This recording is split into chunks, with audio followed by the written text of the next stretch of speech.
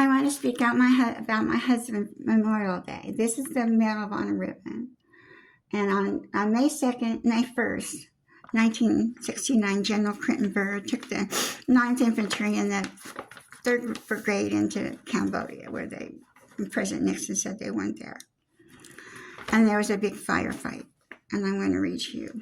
My husband had just started talking about this to me, but I'm going to read about this in his book. He said, I had barely ducked back behind our cover when I heard a kerplunk, massive jolt in my chest and leg that caused a burning sensation throughout my entire body. I could not move, and so I lay back waiting for the end. Somehow, unexpectedly, my senses returned, along with my strength. There were still heavy rounds of fire coming in from all directions, but I started feeling a surge of adrenaline, and the feeling came back to my legs. So I sprang to my feet, grabbing my M16. Sergeant Lipton was standing and not moving. He was still in shock, but he had not been hit, and so I pulled him along the same log DT was laying at behind. Just as I ducked behind the brush, I could hear the familiar sound of the chopper. A new backup had arrived. Somehow I had regained enough strength to put DT on my shoulders and ran for the chopper.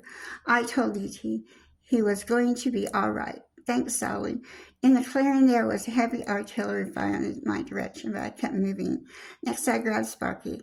He had lost a lot of blood, and I was not sure if he would make it. He tried to mumble something, but I told him to save his strength while I carried him to safety.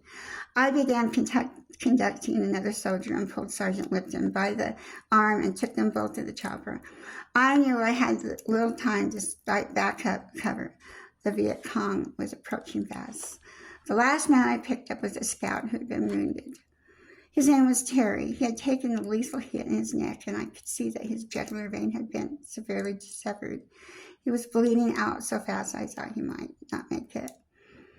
I carried Terry to the chopper and struggled, helping the others put him in the chopper. And as he told me, as he got into the chopper, he was told, "I'm sorry, Sully, but you're going to have to sit on the dead man's head." Terry didn't make it. And so he was just fatigued and kind of passed out. So he was in the hospital for 35 days when President Nixon did come to Ben Hall Hospital and to give him these ribbons that he received. But he was given to him unofficially because he was in Cambodia. I sent President Nixon my book, not President Nixon, President Trump my book. I got a reply from him saying, "Thank you for sending me this information.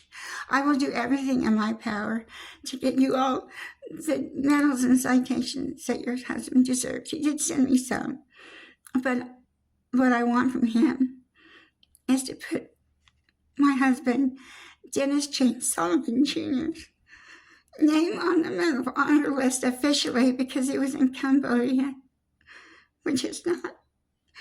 I don't know if he'll ever listen to this video, but I hope that he will do that for my husband.